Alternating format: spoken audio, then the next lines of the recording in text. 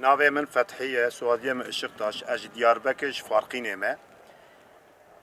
د 22 و ماه کو تدانه ازو سه شعب حوالی خو ام درکتن پیکنیکه ام چون چیا یکو ام درکتن گلک زیروکا بلنده یعنی yaklaşık ام ساعته کی چون چیا و ام گیش نوی زیروکا ام یکو ام چونه که ام چون وره tabi dünya gele خوش بود تاف بود مخواست از هنکی گرونتیا بکشینه به فوتوغراف یعنی فوتوغراف بکشینه مرابو به تلفن خو م گرونتی ویکشان دورا 8 حبنه حب گرونتی مکشان پشتی کو ما پیکنیکا خو کرو اما پیکنیکا خو قدان ام رابون ام هاتن خوره ام هاتن مالا خو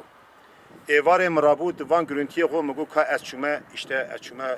موان فوتوغراف کشان یا از لیبرین دیقات yani برینم جا چوانن مد لیرند نوا دوان گرونتیم دا گرونتی کی مدی از گلک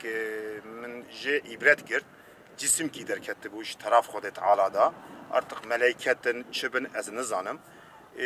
مجی خواست از وی گرونتیا خوشی بدم مدیای دنیا برا ببینه مسلمان ببینه bütün insana bivine evçiye sere araştırmış fikrin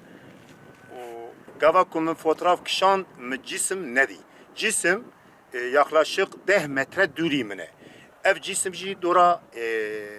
3 metreye 3 metre nüvde fotoğraf da hatiye konekini tamamen müçav ne di gava kumun müçav bedi dram çapı insanın emel buraya gerek belki emsakji dinci bu buna yani çünkü tişki usamazın bu و وی جسمی پیشته ده حب دارش کل کلکی هبون و 8 حب نه حب فوتوغرافی منی که مکشان دیه هنه یعنی تشکی وسا لواندرا تنه بو دنیا جی خوش بو نه باه بو و دنیا سایی بو تاف بو شخینی وی جسمی من تشکیت ندی یعنی اندی ملائکت من اندی چبن اف معجزه کیه خود تعالی شان مدا مبچعف ندی تلفون خودم مثلا مدی جعبه تلفونی دیتن یعنی گرونتیا تلفونی دیتن جمع خواستم وی تشتیجی ایشان هم دنیا insan برا ببینه افچینه کی بغوزه araştırmacı بغوزه vatandaş بغوزه کی بغوزه مراقبی işi بکه برا وره از کارم وان ببین جیوی او جیکو مکشان دیه از ایشان بدم